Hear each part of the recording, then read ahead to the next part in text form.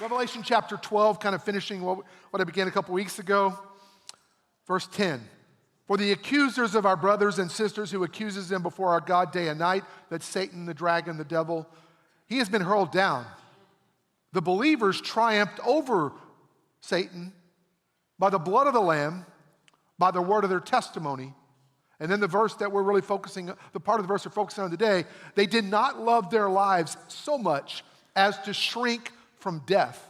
I love this part of the NIV where they use the word shrink. They didn't get small when the enemy came at them. They got big. And then our companion text, Mark 16, I told the early service, probably my favorite passage story in the New Testament.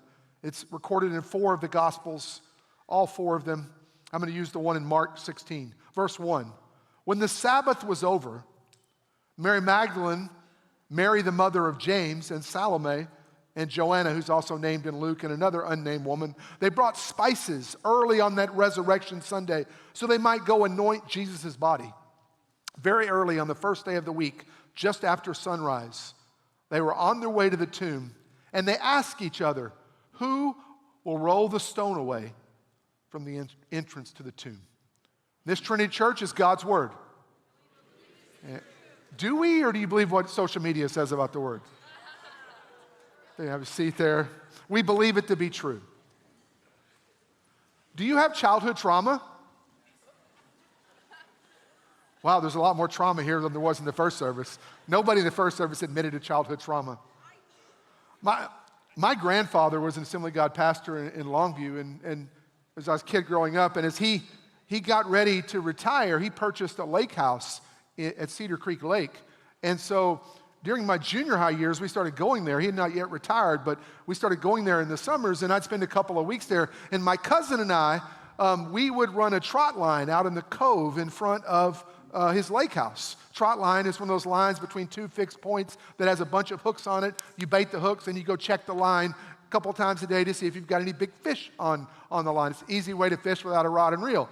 And so we were checking it one morning, and we saw that the part of the line was really sunk down, and so we're pulling it up, and there's this massive catfish.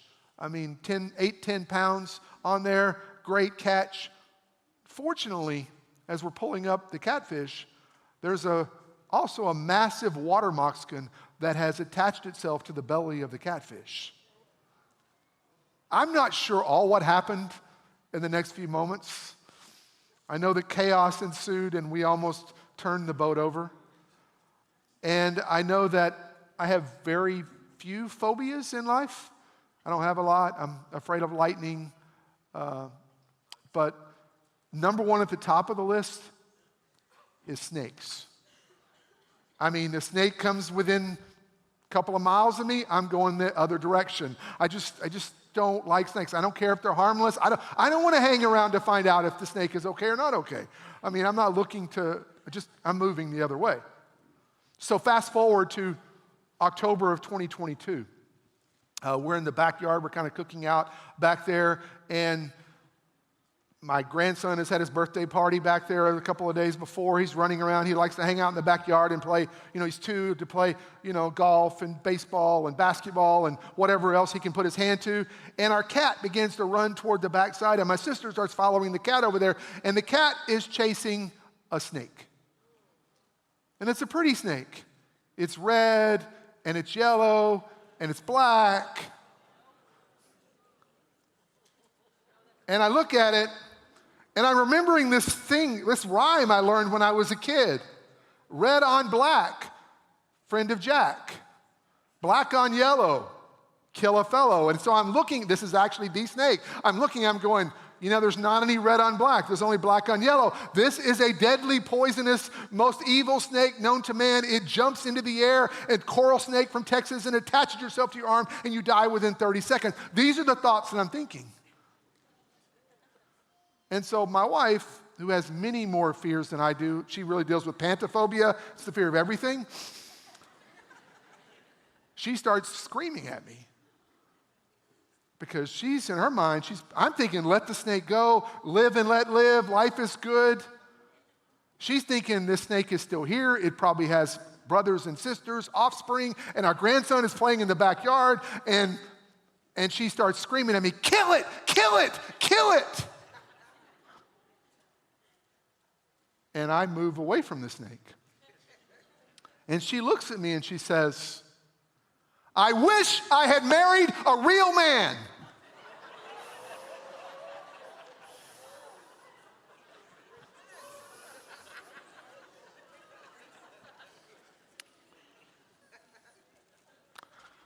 Now, what is fear? It's that unpleasant emotion that's caused by the belief that someone or something has the ability to do you harm. And I believe that snake now, I get that it's a little thing. I get that it can't jump. I get that I could probably go step on it and it's going to be okay. But it didn't matter because I was paralyzed by fear.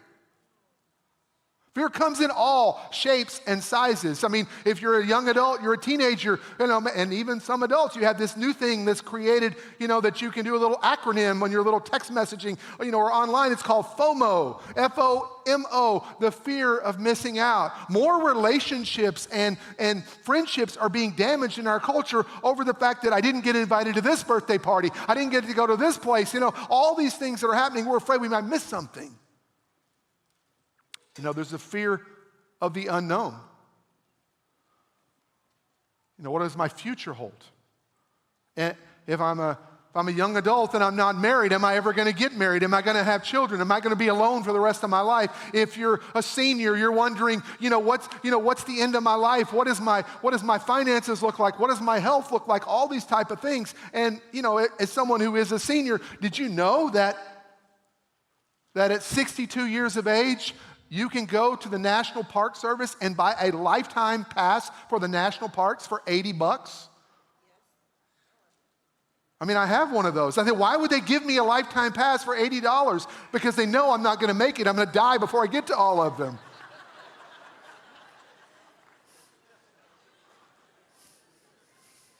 What's my future? Is it fear of failure? The tangible things that I'm afraid of are pretty much snakes, lightning. The intangible, probably top of the list, is failure for me. I mean, I'm just driven. I don't want to fail. I don't want anybody to look at me and go, he didn't do his job. I mean, coaching for 30 years, every time the game ends, the score is up there, and you are either a success or a failure depending on the outcome of that particular game. And so I'm driven by that to an extent, and so I take pride in the fact that I'm not going to fail. But back in October, a friend had me come preach in New Mexico. And after, he's a big hunter, outdoor guy. I'm an average hunter. Well, actually, I'm a below average hunter, outdoor guy. I've only been doing it for a few years. And he says, hey, I want to take you on an antelope hunt.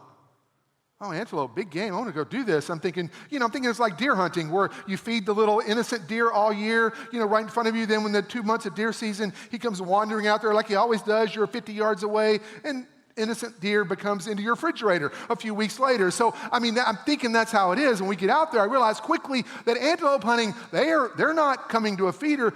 They're 300, 400, 500 yards away. And I look around, and I'm with 5 other men. One's a Marine. 2 are sharpshooters, like they can hit little quarters from 2 miles away. Another one is a police officer, and all these guys are like expert hunters and marksmen, and they're so excited that this innocent, naive young pastor, in hunting is going to get an antelope. And so this massive one comes up that they see. They want me to get it. They hop me on a thing. It's 350 yards away. It's the closest antelope I'll shoot at that day. I've never missed at a deer. My 10 shots at 10 deer over the last 10 years. So I feel pretty good about my hunting skill. I pull the trigger. I missed. So a couple hours later, I get another opportunity. Load up the gun. I pull the trigger. I miss. By lunchtime, all 5 guys have shot an antelope, other 5 guys except for me. And they start, I can feel it because most of them are pastors or high-level church people. They're interceding for me. Come on, pastor, you can do it. I mean, it's not, about all these things. And the more I fail, I missed again at 1:30, I missed again at 3, I missed again at 3:05, I missed 5 times. The more I failed, the more petrified I became. I didn't want to antelope punt anymore. I didn't want to be around these men. I turned to Jason and I said, Jason, I'm done. I'm not doing it anymore. And it wasn't a joke. I was serious because I did not want to embarrass myself in front of anybody else again. It's failure. I was gripped by that fear. It was weird. I mean, this elder of the church comes up to me, tall guy, puts his arm on me, and he begins to tell me a story about his own situation when he was hunting, and he looked at me, he goes, do not quit.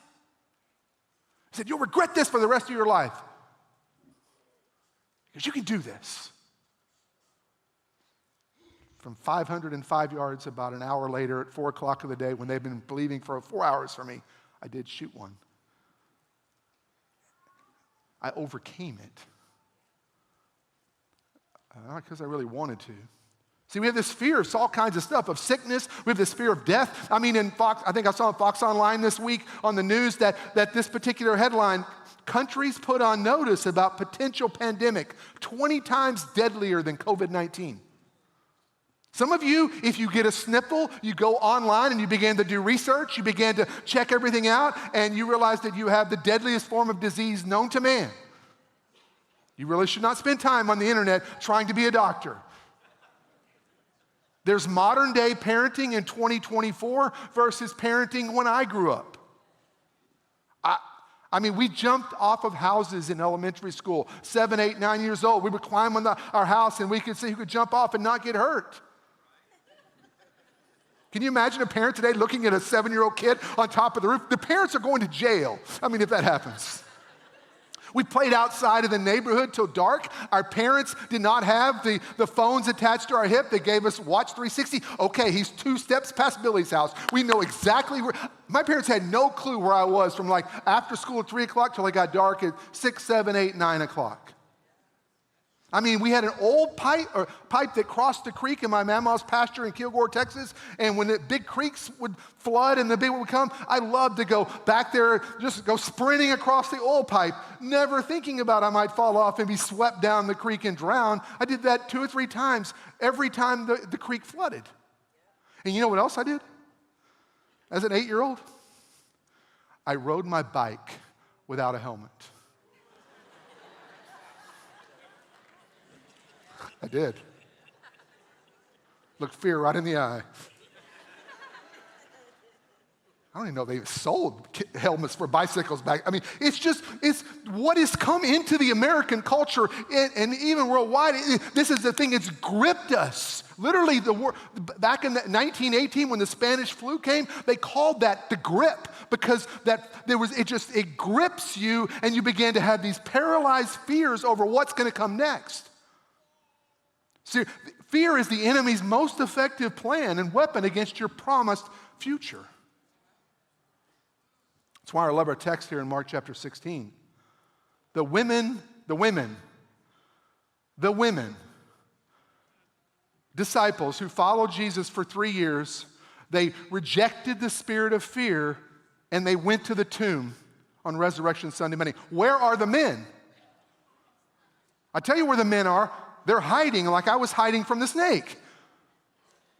You see, all 4 Gospels, as we said, says this. Mark 16, Matthew 28, Luke 24, John chapter 20, all mention this story about the women going to the tomb at sunrise just before dark. And in all 4 Gospels, they name for sure one person. Her name is Mary Magdalene. I love Mary Magdalene.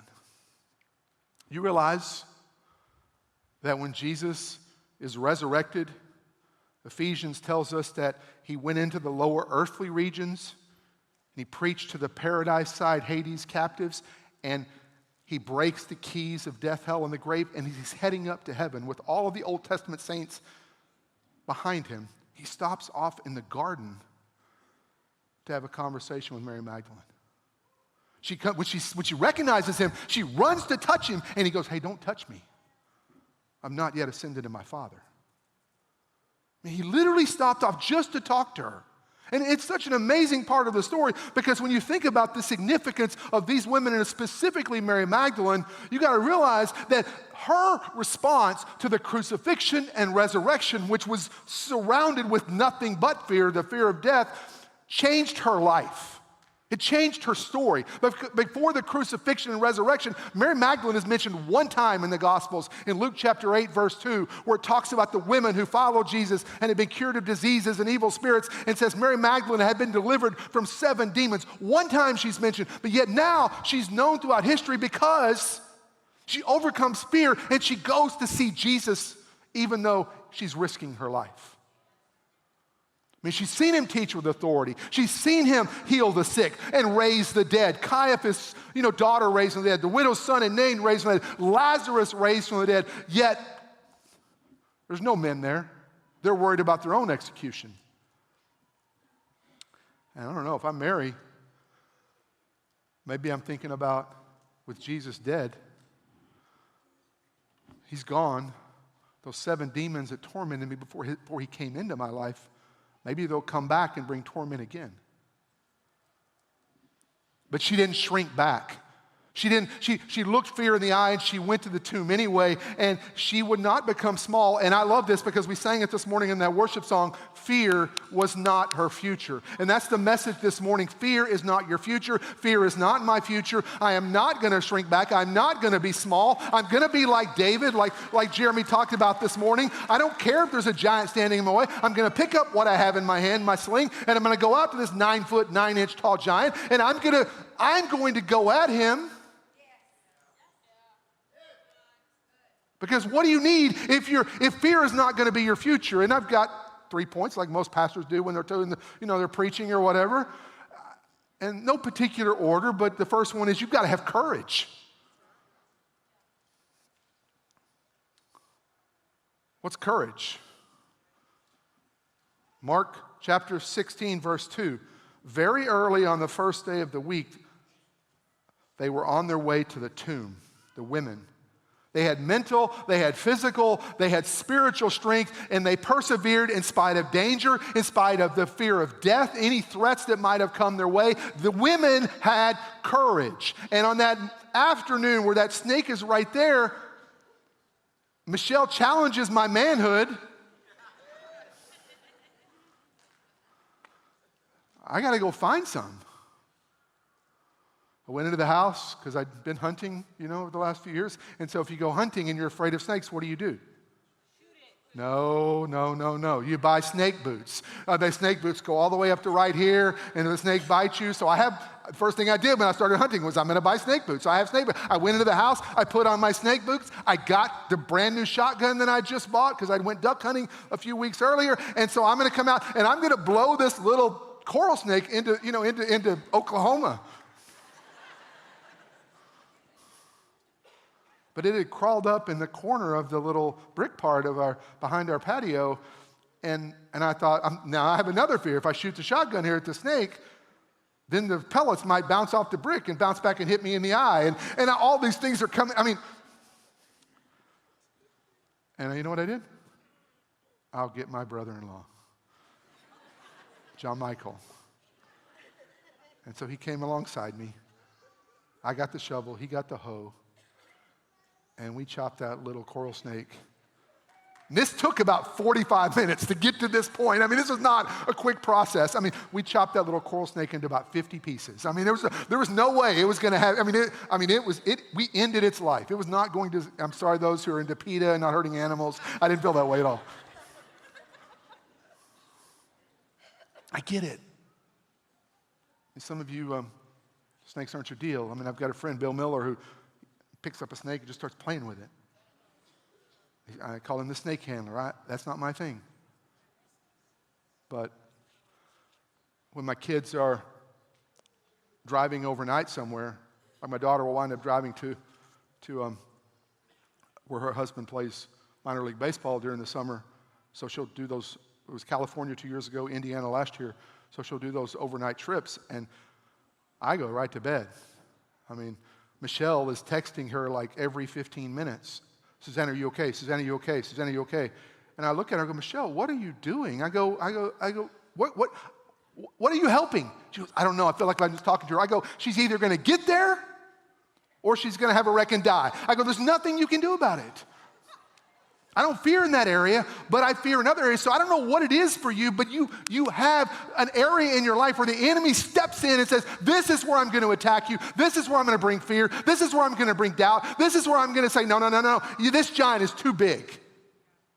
But you've got to have courage. The enemy on that Sunday morning had given the women every reason to be afraid. There were Roman soldiers at the tomb. The Jewish leaders were trying to eliminate the cult that was Jesus. And as they were approaching the tomb, Matthew 28:2 says there was a violent earthquake. But yet they keep coming.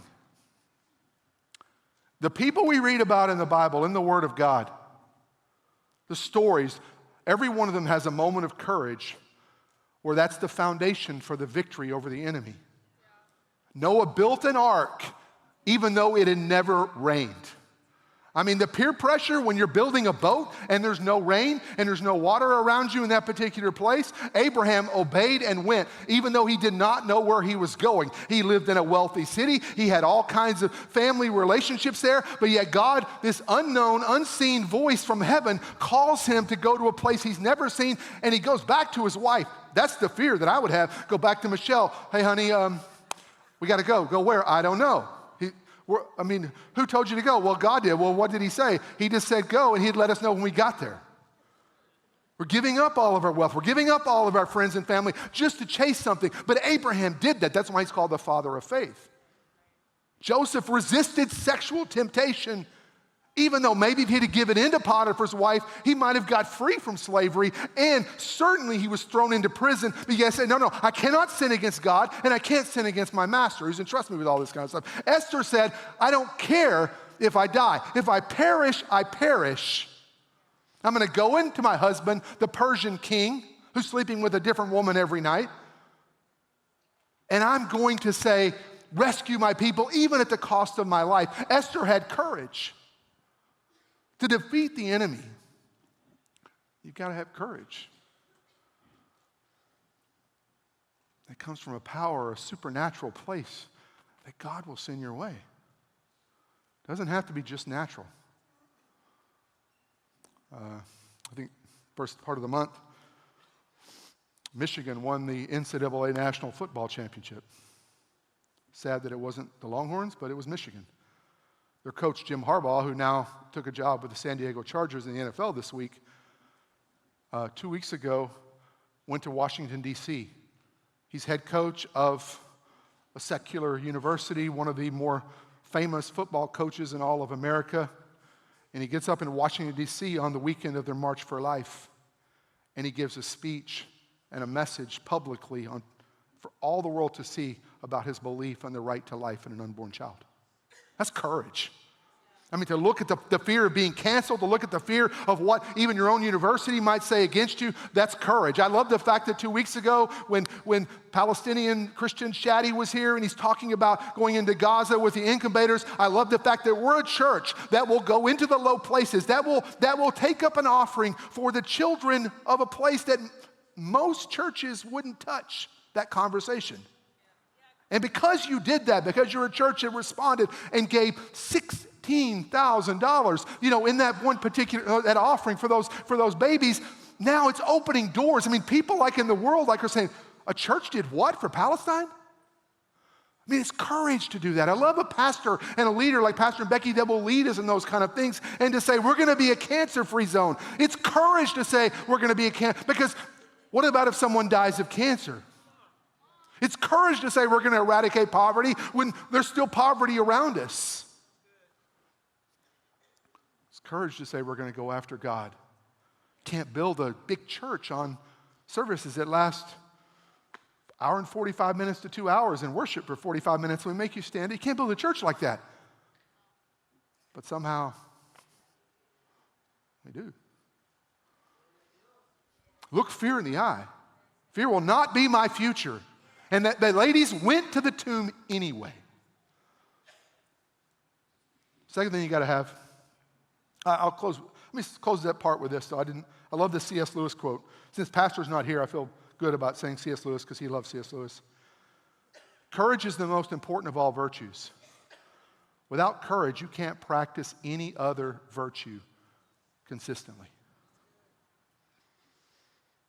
Second thing you need is hope. Verse 3 of Mark 16, they asked themselves the question, who is going to roll away the stone? The ladies were not planners. They get the spices, they get the trip, they're going to face skirts, and they get close to the tomb, and it hits them. Who's going to roll away the stone? How's the stone going to get rolled away? It's 1,000 to 2,000 pounds. Guess it's not going to work. It didn't matter. They kept going, even though they don't have an answer to who's going to roll the stone away. They don't have an understanding of how they're going to get inside to do what they're going to do. They do it anyway. And you have to have a seed of hope. So faith is a substance of things we hope for, the evidence of things we do not see. I tried this with the Cowboys this year.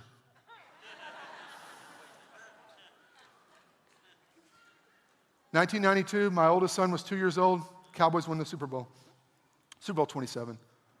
1993, I have a newborn son. My oldest is 3. Cowboys won the Super Bowl. 1995, Paul's 5, David's 3, 2.5. Cowboys win the Super Bowl. Life is good. I'm raising my kids. A couple of years later, David's into pirates. He's playing with all these little pirate things and figures, and he's like 6 or 7, and he comes into the house, and he's got a Tampa Bay Buccaneer jersey on. I look at him. No child of mine is walking into my house with the enemy's paraphernalia into my home. You're either going to be a Cowboy fan or you're going to have to find another place to live.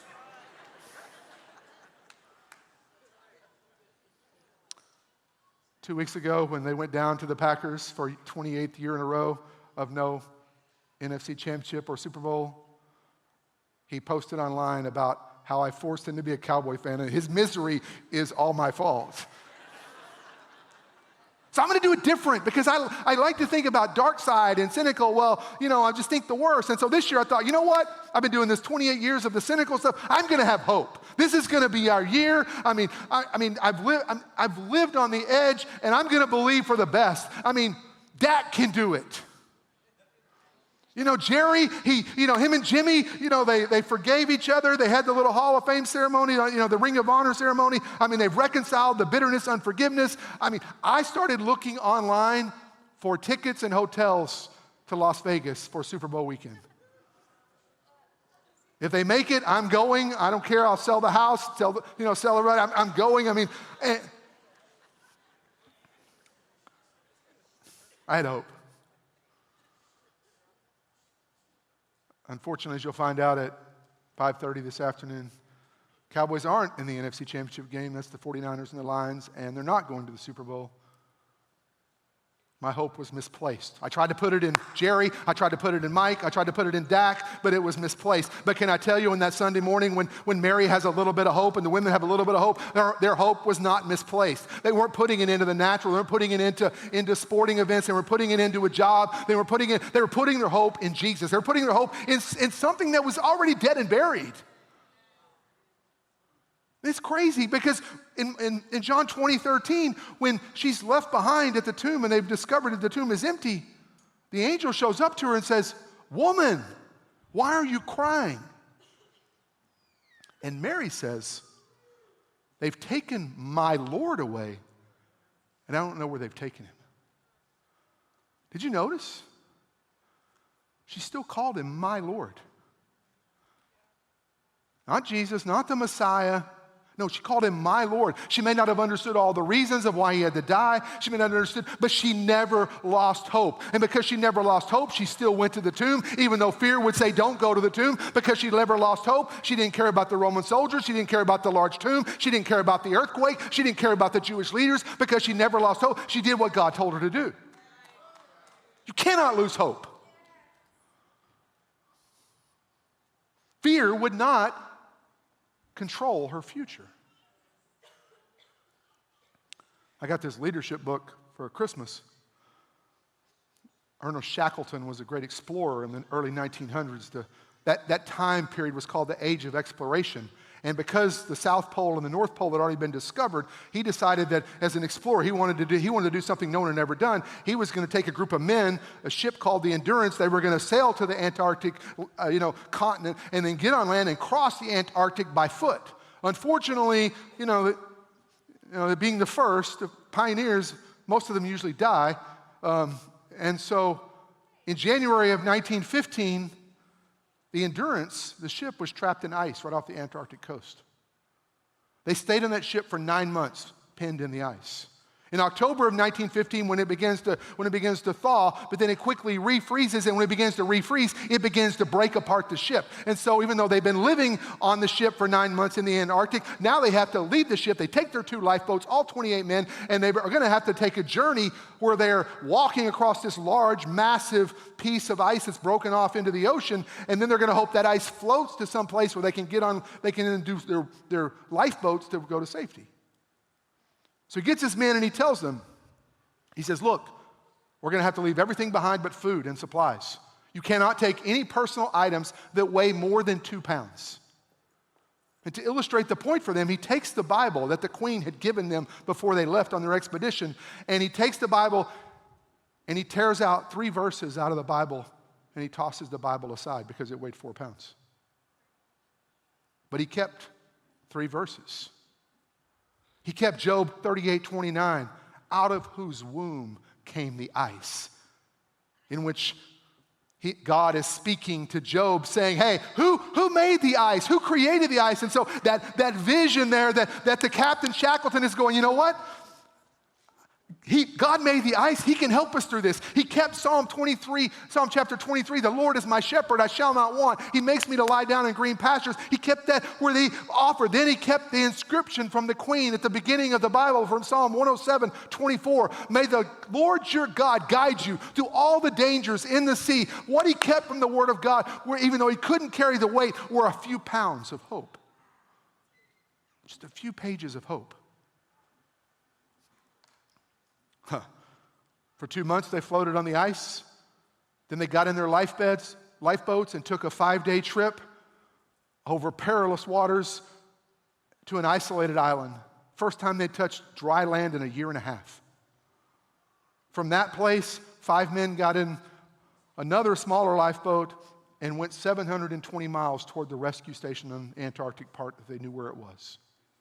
They would walk across 32 miles of mountains to be rescued, sail back to his crew. All 28 men would be saved. One caveat to the story I didn't tell in the first service, that one of the crew members, when he saw that he threw the Bible aside, "You can't take it. You only take these pages." Well, the crew member said, he just said, "I just couldn't leave the Word of God behind." And he went and picked it up, and he made that his 2 pounds and more, and he kept it hidden the whole time. Because the foundation of their deliverance was the hope that they had. So you've got to have hope. Hope defeats fear. Courage defeats fear. And finally, worship team, if you'll come.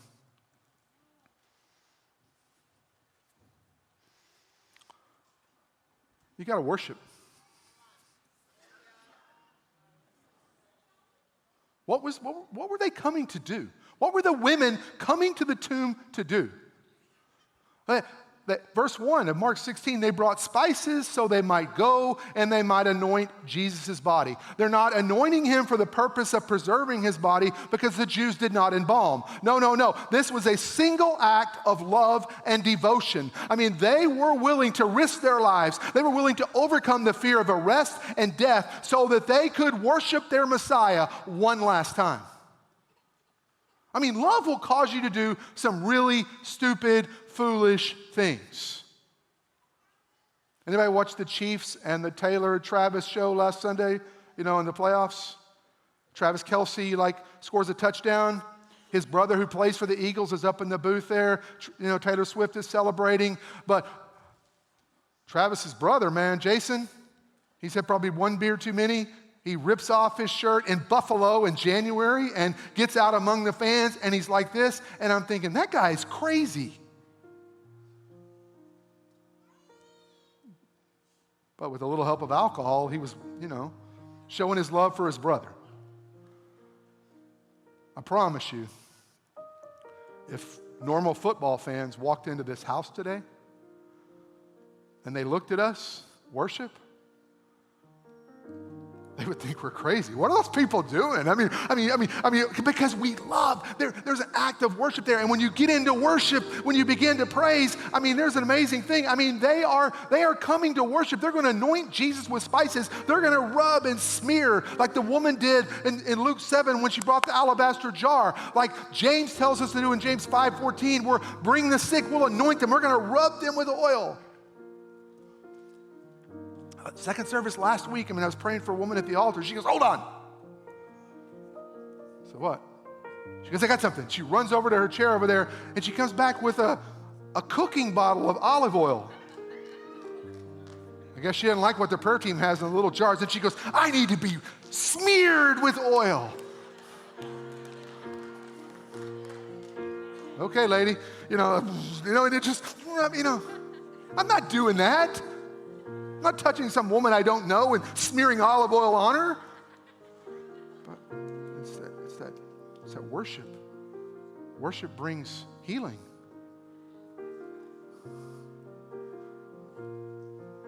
Psalm 8:2, David writes this worship song.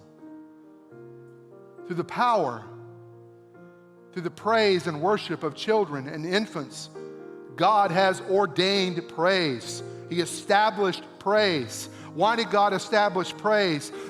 Because of your enemies. When you began to praise, when you began to worship, you began to silence the foe and the avenger. If you began to be afraid, if you began to fear, if something begins to grip you, I'm saying just start to worship. Just start to lift up a song, and it shuts the mouth of the enemy.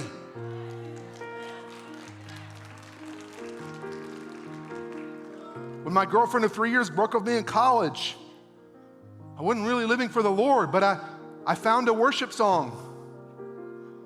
It's called Sail On by the Commodores. Sail on down the line. All my friends told me so. It wasn't, it should be plain to see that a small town boy like me wasn't your cup of tea. I gave you my heart. I tried to make you happy. You gave me nothing in return. Sail on, sail on, sail on.